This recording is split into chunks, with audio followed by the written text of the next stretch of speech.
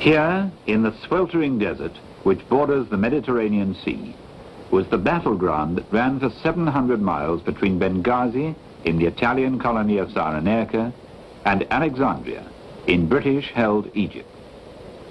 Hellfire Pass was the setting for a battle that would last over 2 years and see the fall of an empire and the ruin of many military reputations. It was the dividing ground between Italian Libya and British Egypt. It would be here that the opening moves in the fight for the oil resources of the Middle East would be fought. Mussolini, ever ambitious to extend the domains of his African empire, created triumphal arches, recalling the once great glories of the Caesars. He coveted Egypt and chose the appropriate moment to attempt a further African conquest.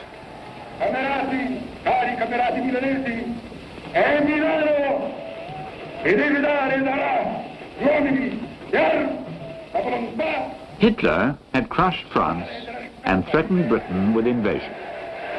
Now was the time to strike, and Mussolini gives the order to Marshal Graziani and his 200,000 men in Libya to advance into Egypt and take the Suez Canal.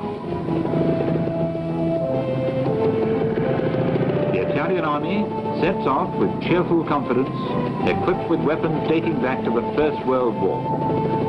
Across the Egyptian frontier, the British army awaited the attack with a total strength of 36,000 men. Outnumbered, the British soldiers merely fall back.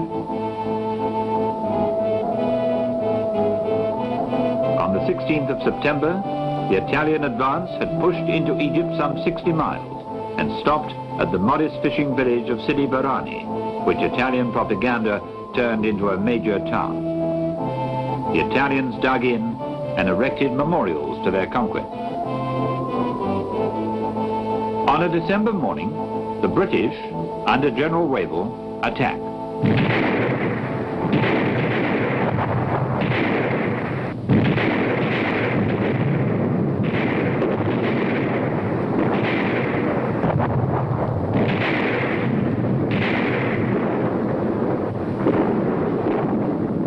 What had been planned as a surprise raid quickly developed into a general offensive. The British reach the frontier and roll up the Italian defenses. The Italians had believed themselves safe behind their barbed wire, minefields, and fortified camps. It took only a few hours to break through their front line, and in 2 days, the whole Italian position had crumbled. The British armored forces raced forward to capture Tobruk, the principal port of the region.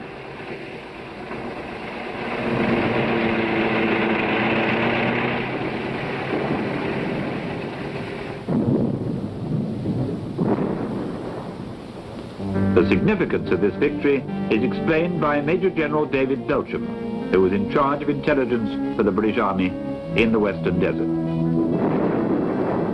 Now I'll show you on a map in the sand the advance after Tobruk. If this is the Mediterranean coast, the Jebel Akbar, which runs like this, and then to the east, and we say here is Tobruk, and here is Benghazi. The Italians retired along the coast road, which follows like that through Benghazi and eventually into Tripolitania. When the British forces arrived here in the area of Tamimi, the armored troops went due west in order to cut the coast road route south of Benghazi, and in an attempt to bottle up the remaining Italian troops in the Jebel Akbar. And this they succeeded in doing because they reached this area, which was called Verdun, before the head of the retreating Italian columns. And in the event, the action at Verdun was the end of Italian resistance in Cyrenaica. For every British soldier, there were 10 Italians taken prisoner. 5 months after the start of Graziani's offensive, the Italian army is annihilated. Marshal Graziani is dismissed by Mussolini. But the defeat is critical, and the fascist regime is on the point of collapse. Now, it seems that nothing could stop the British pushing the Italians out of North Africa completely. The road to Tripoli seems wide open to Wavell's troops. But with total victory in their grasp, Winston Churchill sends orders from London that calls a halt to their offensive. The British government had decided that priority must be given to sending troops and material from North Africa to Greece, which had been invaded by Italy and where the Germans would be sure to follow. The British army in North Africa had to stop at El Agheila and was still there when General Rommel arrived in Africa.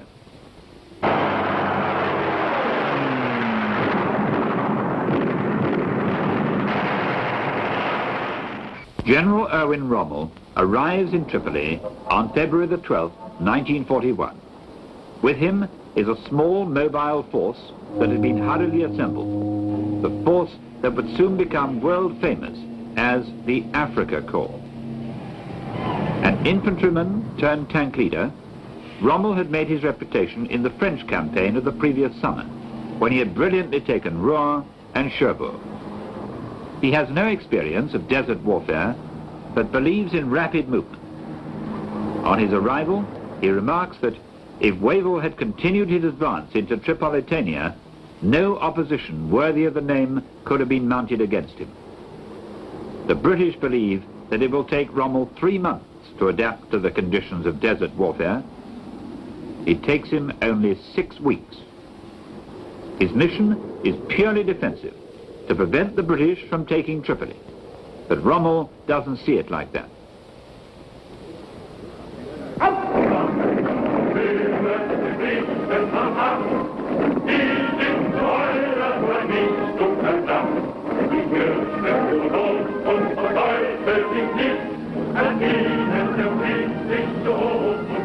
The same evening of their arrival, the German panzers make their way to the front line. Rommel's nature is not at all defensive. He believes that attack is the best tactic. Immediate attack.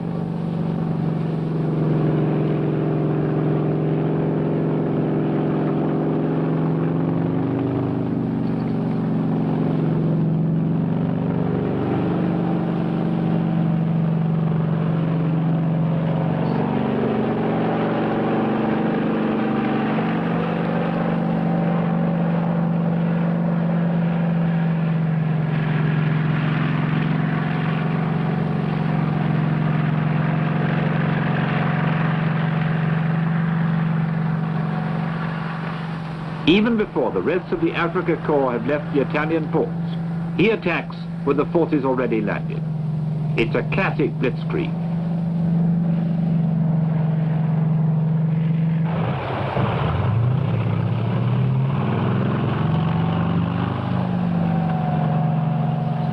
On the last day in March, he strikes at the British positions in El Agheila and crushes them quickly.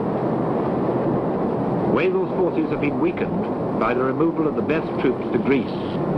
It takes Rommel only 12 days to push the British army back 500 miles to the Egyptian frontier and to wipe out all their gains of the previous month. General O'Connor, the commander of the British troops, is captured. It's through his successful use of lightning attack that the Rommel legend grows almost overnight. His personal contact with the frontline soldiers endears him to the Africa Corps, who say, to the right, nothing. To the left, nothing.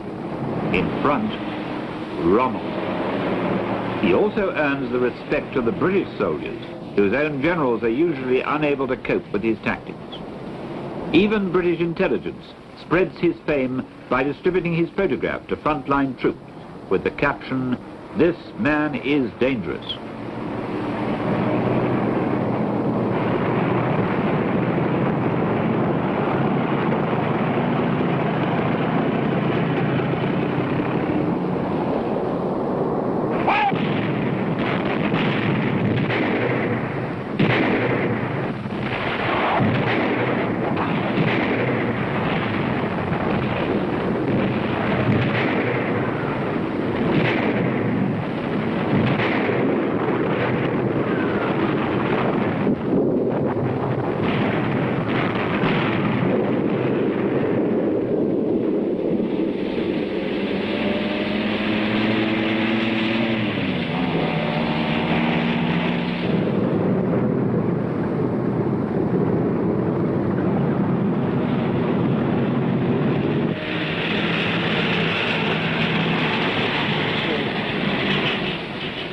Back in Britain, jokes are made about the British soldiers who can manage easily against the Italians, but who have to retreat constantly when a few Germans appear. Rommel's army is in fact much better equipped than Wavell's. The German tanks are heavier and better armed. But it's his superiority in tactics that continuously pushes the British back. He's more daring and imaginative than his opponents.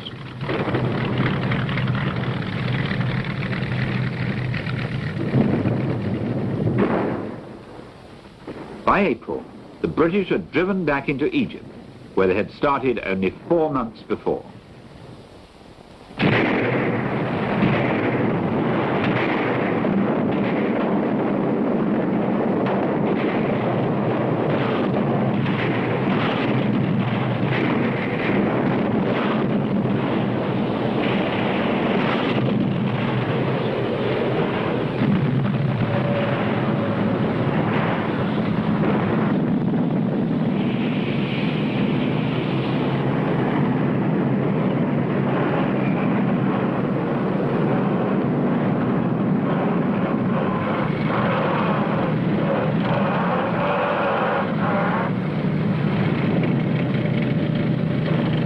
More than anything, the Germans need to control the Mediterranean. The British can harass the vital supply routes from Italy to Libya particularly by preventing oil tankers from supplying the conquering tanks of the Africa Corps.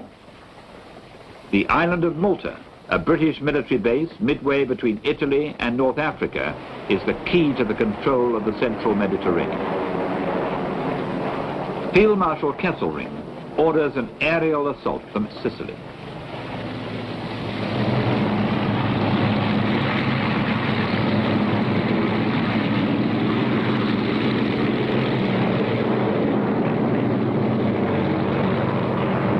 Waves of Messerschmitts and Heinkels fly thousands of sorties. Day after day the raids continue, but Malta, which experiences the heaviest concentration of bombing in the war, holds out against all odds.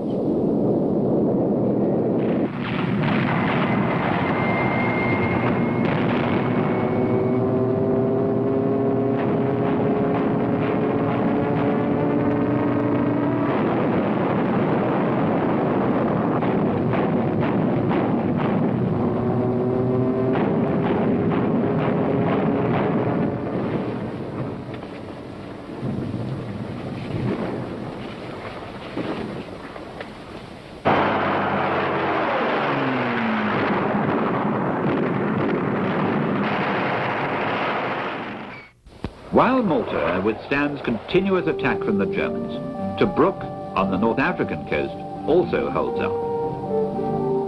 Rommel is forced to halt operations because of fuel shortage, and the Royal Navy manages to replace the Australian garrison with fresh troops, Poles, South Africans, Indian, and British.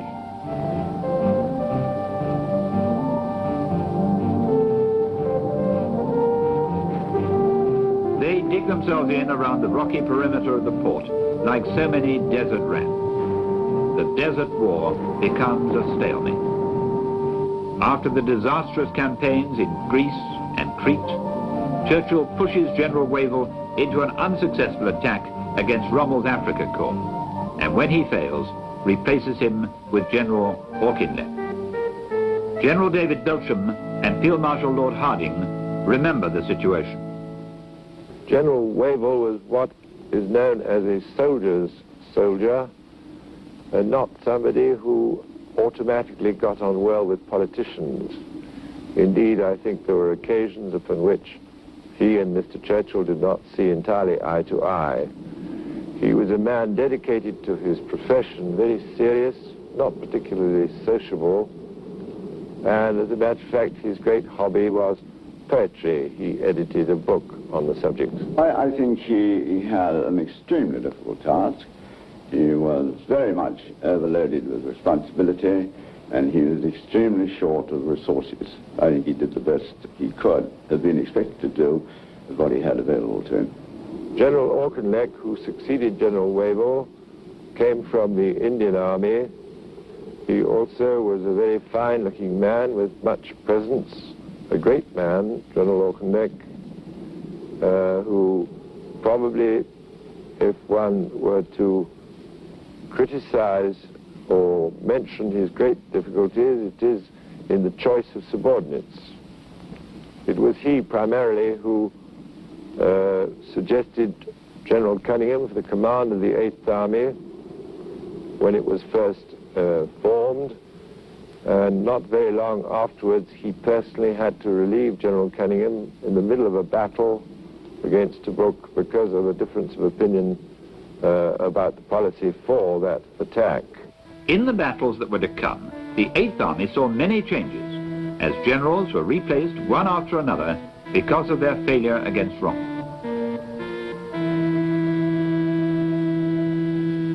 The British Desert Army is now very much an empire force, as it assembles in its ranks the troops of India, South Africa, New Zealand, and Australia. There are also contingents from Britain's allies, the Poles, the Greeks, the Czechs, the Jews from Palestine, and the growing formations of the Free French.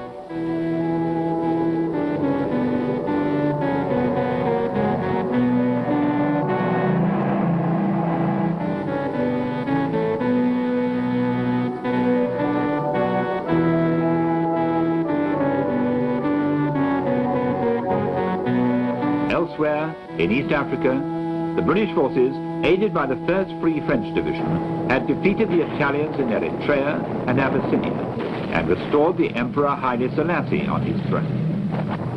An event which cheered the British public at home, hungry for some taste of success.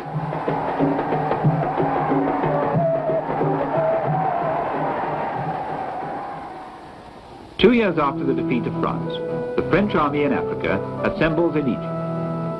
Soldiers from all the French colonies gather to continue the fight against the Germans. General de Gaulle arrives to review his new army, which will regain honor for France.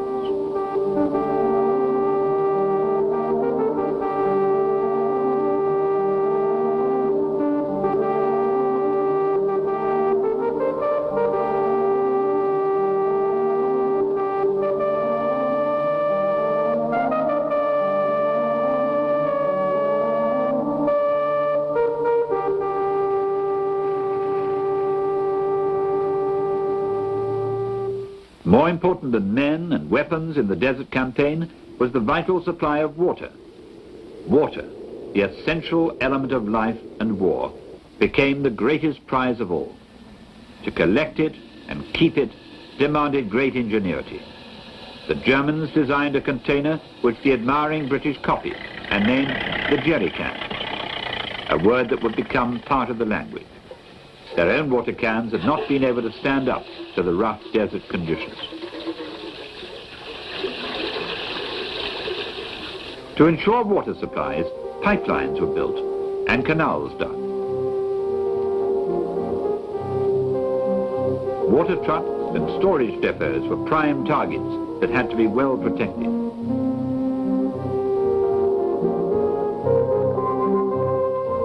If the desert was empty of water, it had many other dangers hidden beneath its barren surface. The opposing armies had planted thousands of mines, which even today kill wandering Arabs.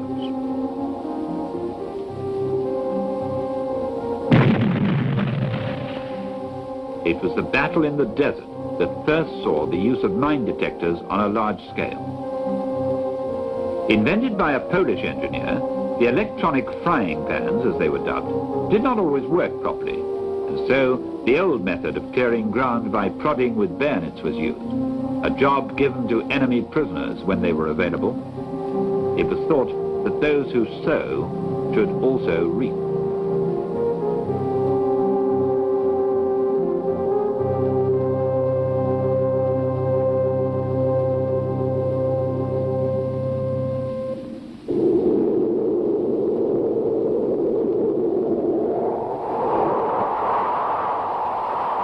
The conditions were harsh for those who fought in the western desert. Sudden sandstorms would spring up to harass unwary campers or convoys caught in their path.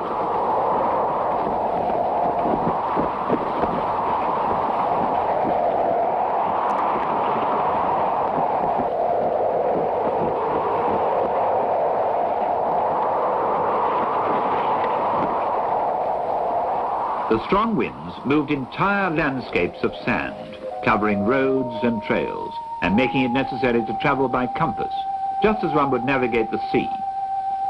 Trucks in convoy had to cling together to avoid being lost in the trackless waste. The sand penetrated everywhere and spared neither men nor animals. The intense heat, which beat down relentlessly during the day, could kill any living thing without water or shelter. Tanks became ovens and could act as frying pans, as some German soldiers proved.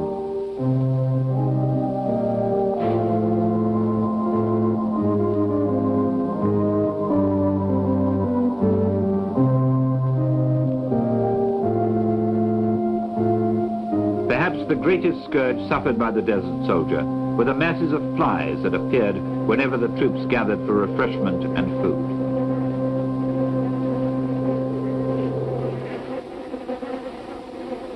In a country devoid of any vegetation or animal life, they swarmed out to cover the men and made life unbearable for the troops on both sides.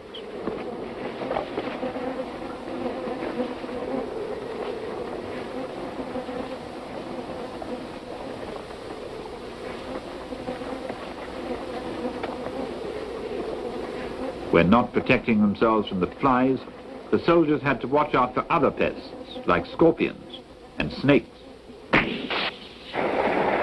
The soldiers who could get to the coast enjoyed the luxury of splashing in the seawater.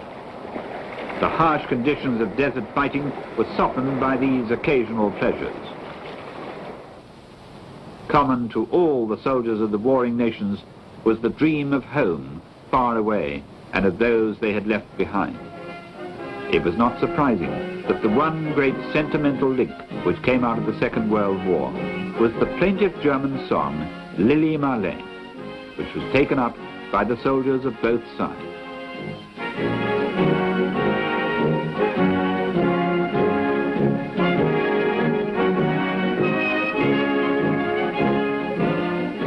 The conditions, which were the same for all the fighting men, gave the Desert War a feeling of common dangers shared.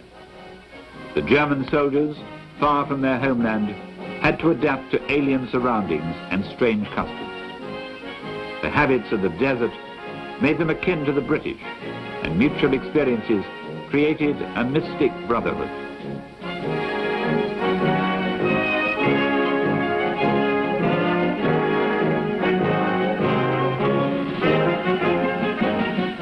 During the 3 years of the Desert Campaign, there was no home leave for British soldiers.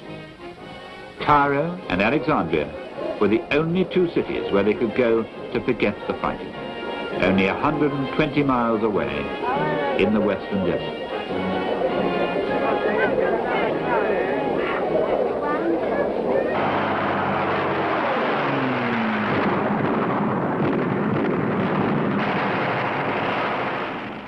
Rommel decides to take the offensive once more, and his tanks roll forward on May the 26th, 1942. He has received new and better armor and given new life to the Italian army.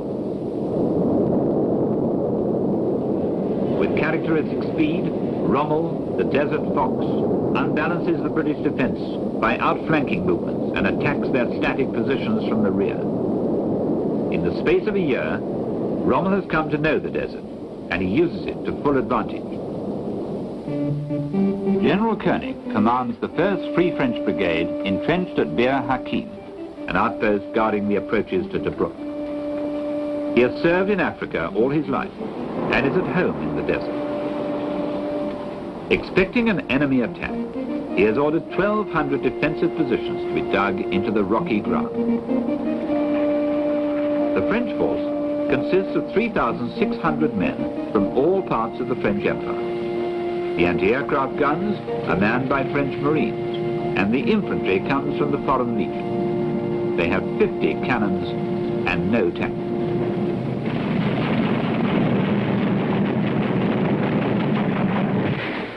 Rommel opens his attack on the French position by sending in an Italian armored division. The Italians advance boldly and meet the dug-in soldiers of the Foreign Legion. The French improvised an anti-tank defense by using fast-firing 75mm guns, which had first been used in World War I.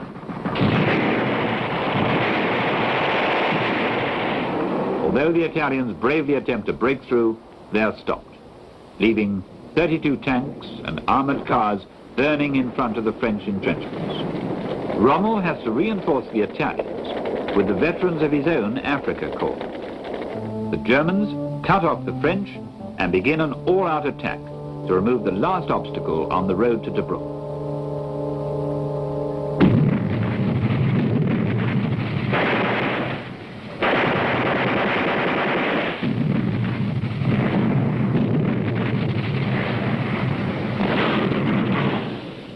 The French resistance, against great odds, earns the respect of Rommel himself. He sends them an ultimatum. If they raise the white flag and surrender their weapons, they will be spared. The French reply with artillery fire. Rommel sends in Stuka dive bombers to blast the defenders from their emplacements and attacks on the ground with 2 crack divisions.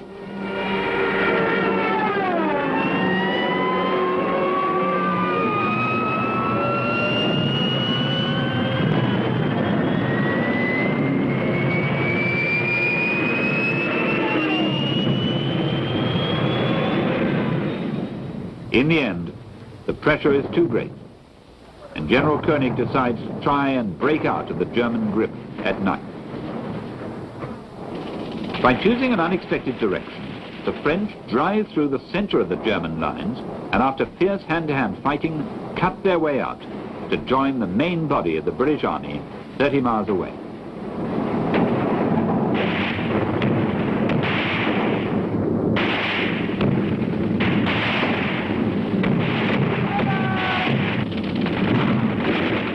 Rommel now has the way clear to Tobruk, but he has been held up for 10 days.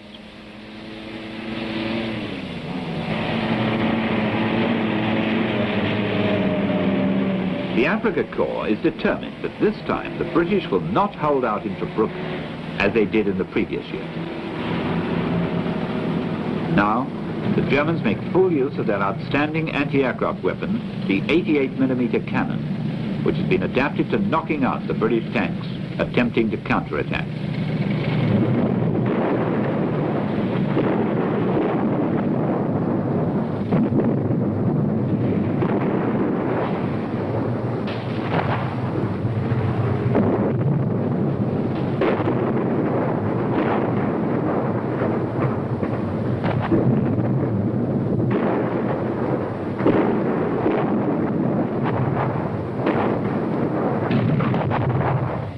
Rommel urges on his soldiers, and on the morning of June the 20th, they're in sight of Tobruk.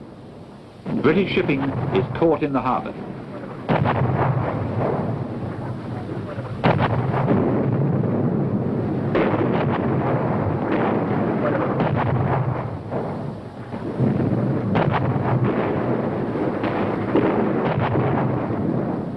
The surrender of Tobruk is a bitter humiliation for the 8th Army.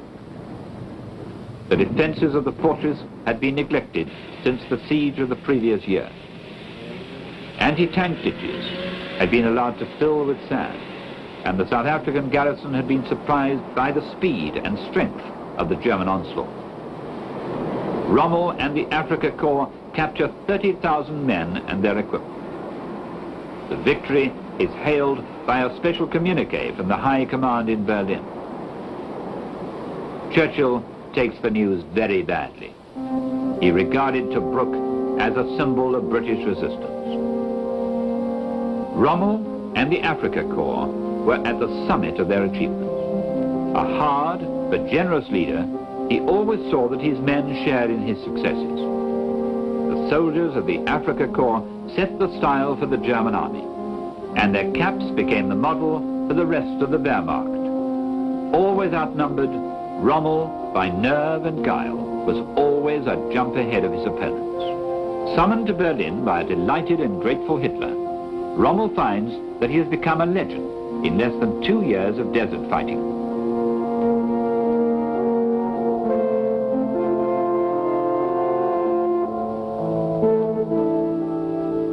Hitler makes him a field marshal, and the inevitable triumph of German might seems unquestioned. Rommel, the good soldier, still believes it possible to fight a gentleman's war during the reign of Adolf Hitler's Third Reich.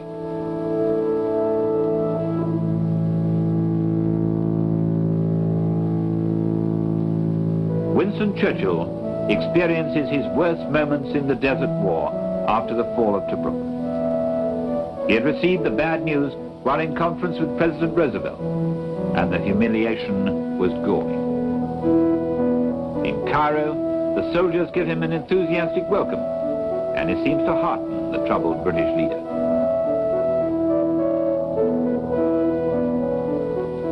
General Auchinleck, always the professional soldier, has little regard for public relations. He shows no special consideration for Churchill when he comes to inspect operations, and the lunch served for the Prime Minister's visit is no different than the headquarters mess usually provides.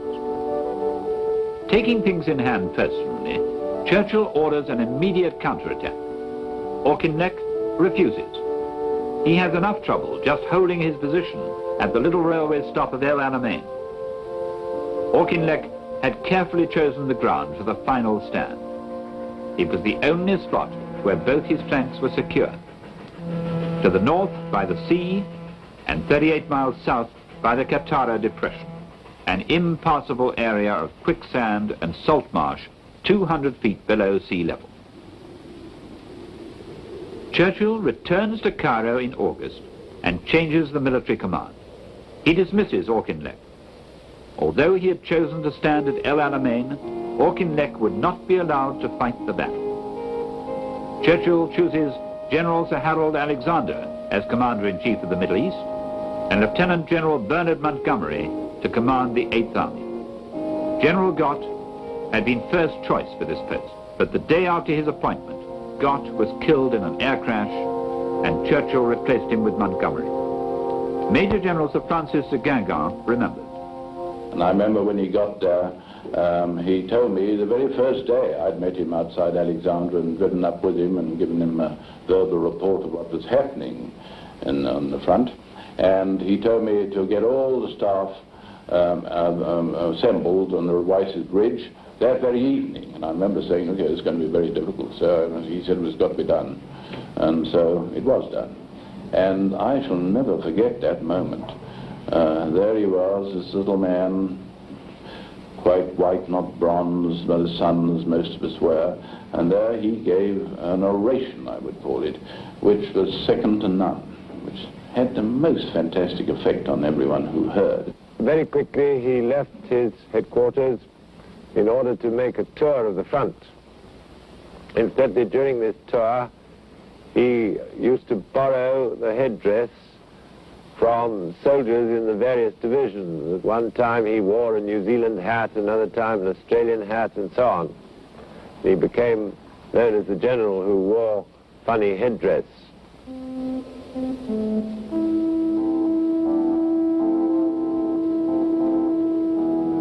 When I arrived at the headquarters of the 8th Army on the 13th of August, 1942, at about 11 o'clock in the morning. Now, when you take command of a large army that is at close grips with a victorious and skillful enemy, you can't afford to make mistakes. I then insisted that all existing plans and orders for withdrawal must be cancelled. If Rommel attacked, we would fight at Alamein. If we couldn't stay there alive, we would stay there dead.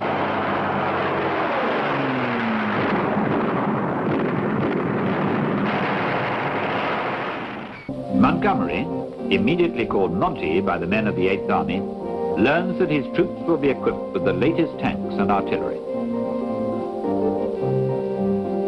Morale improves as a flood of American arms arrives. Hundreds of Sherman and Grant tanks, the only armor that can stand up to the German Panzer Mark IIIs and IVs. Now, Montgomery will benefit from his short supply lines, which stretch only some 60 miles, while Rommel's Africa Corps is 1,400 miles away from their main base in Tripoli. The British Desert Air Force is nearby, with its main airfields in the Nile Delta. The Germans are now paying the full price for not eliminating Malta. The Royal Navy and Royal Air Force sink 3 out of 4 of the oil tankers that try to bring precious oil across the Mediterranean to fuel the Panzer Army. The Africa Corps is now on the defensive.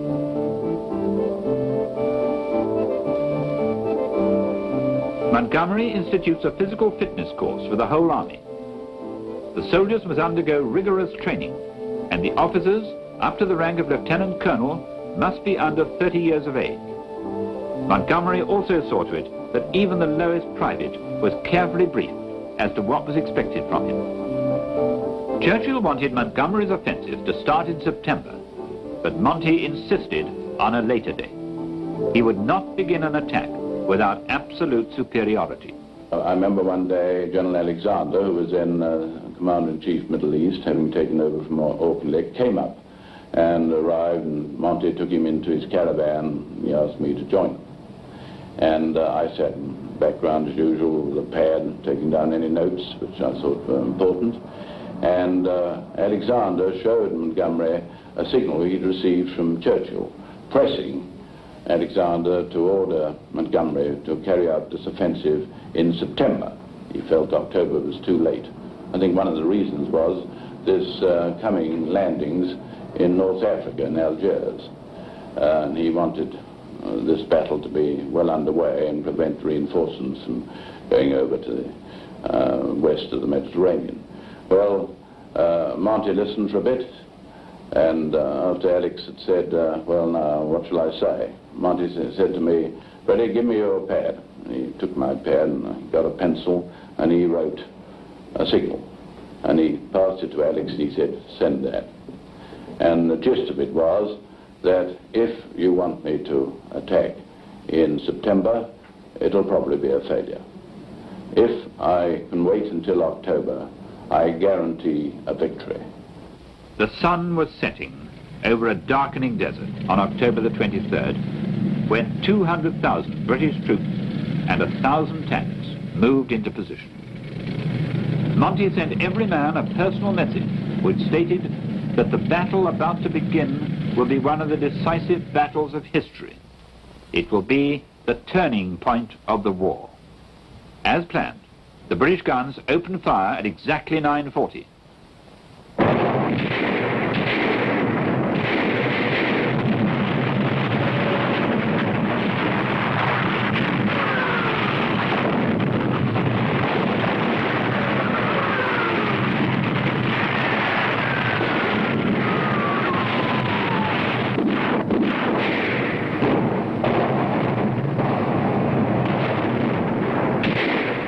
The Alamein barrage was the heaviest of the war. It could be heard back in Alexandria. Nearly 1,000 guns fired together. The shelling completely disrupted the enemy communication system, and the Africa Corps was thrown into confusion. The British attack did not go entirely according to plan either. The German minefields, which stretched for 3 miles, were thicker than expected, and the British tanks were badly caught in the middle. Heavy losses dismayed the first formations of the assault. The Germans fought harder than had been expected and desperately held their ground.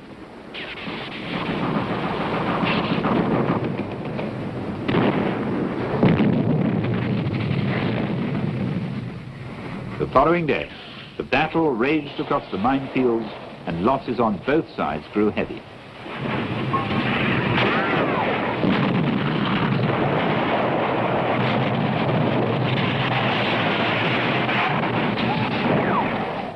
The Africa Corps lost its commander, who died on the battlefield, and Hitler ordered Rommel back to Africa from his sickbed in Austria.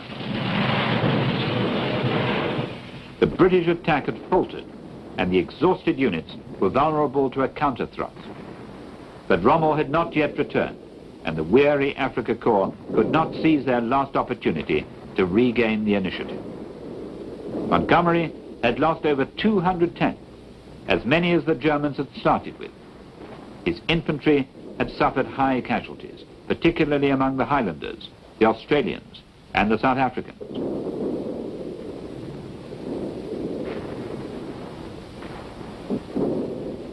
Many officers believed the offensive should be called off, but Montgomery remained resolute.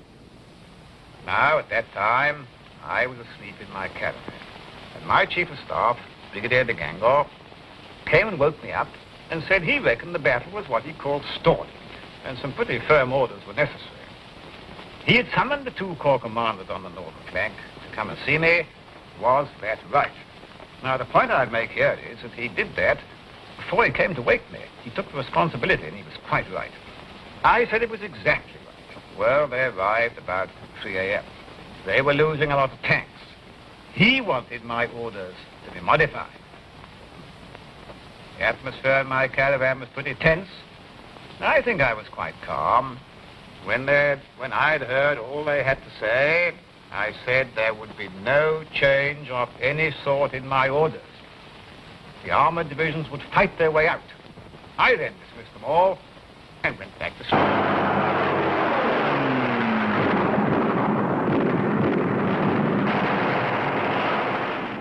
Rommel is back in Africa, sick, depressed, and furious with the Italians who no longer supply his forces.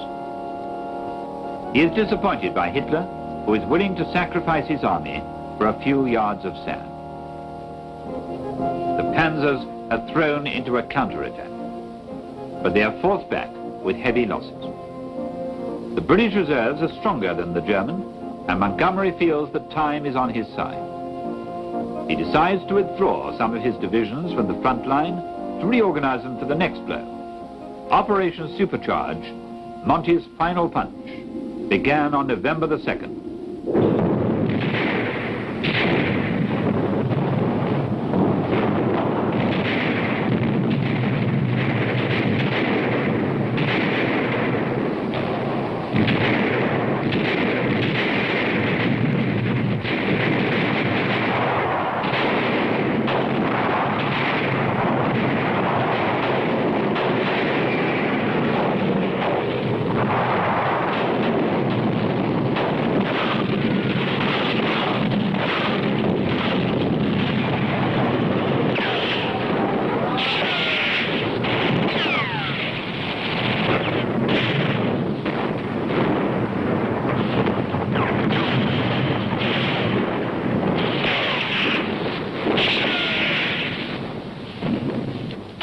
Tough Africa Corps fought as strongly as ever for their commander. But Rommel was down to only 35 tanks, and the British still had 600. Slowly, the Germans began to yield. Rommel saw that he must withdraw or have his infantry destroyed by the British army. Hitler ordered him to stand and die at Alamein, but Rommel convinced him to cancel these instructions. On the afternoon of November the 4th, the Desert Fox orders a general retreat, and the Africa Corps take all the remaining transport for the rush westward, leaving thousands of Italians behind. They surrender in divisions. The Second Battle of El Alamein is over, and as the British Army collect the survivors of the once invincible Africa Corps, General Alexander signals Churchill to ring out the bells, which Churchill promptly did. To impede Rommel's retreat, Montgomery sends out the Desert Air Force.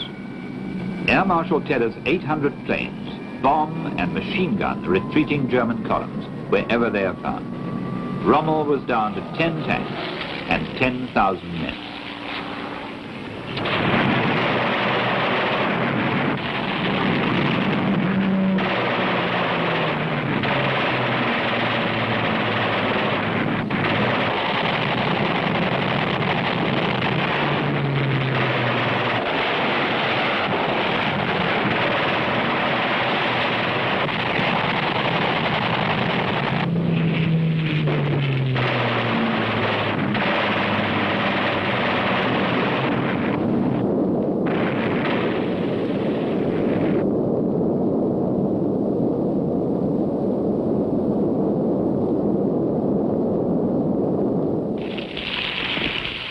Montgomery's commanders were all for catching up with Rommel and forcing a final showdown.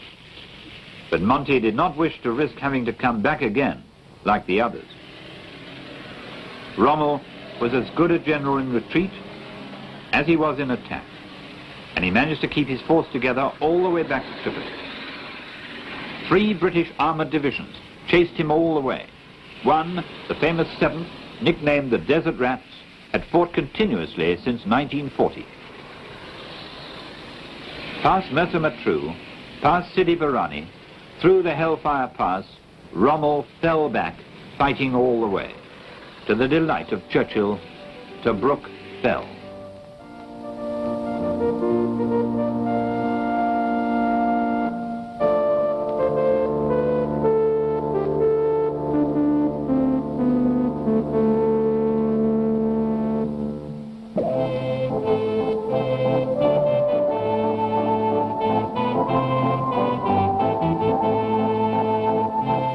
On the British side, losses amounted to 13,500 killed, wounded and missing.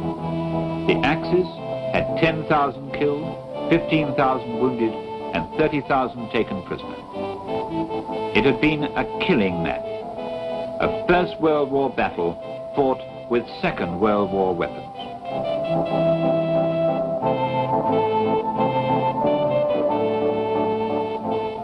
The Allies passed by the rusting remains of previous battles in their pursuit of Rommel. Benghazi fell in turn. El Agheila was reached on November the 24th, a month after El Alamein began. Finally, Tripoli fell on January the 23rd, 1943. Montgomery parades the 51st Highland Division to mark the event.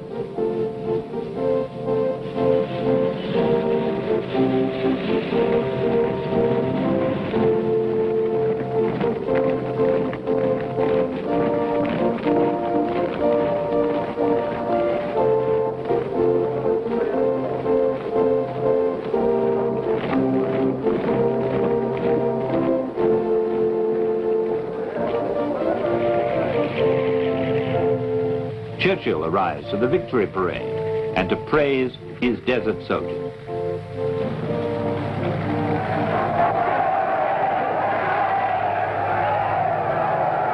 You have altered the fate of the war in the most remarkable way. I must tell you that the fame of the Desert Army has spread throughout the world. The Germans have received back again that measure of fire and steel which they have so often meted out to others. Ah, this is not the end. It is not even the beginning of the end, but it is perhaps the end of the beginning.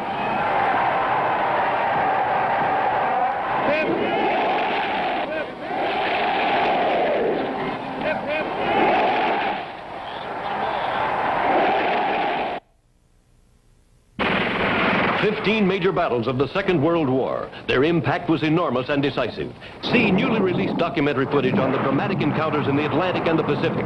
See the great historical battles in Russia, the Normandy landing, the bombing of Berlin, the invasion of Italy. See the big battles of World War II, the fateful encounters upon which hung the destinies of men and nations. See the big battles.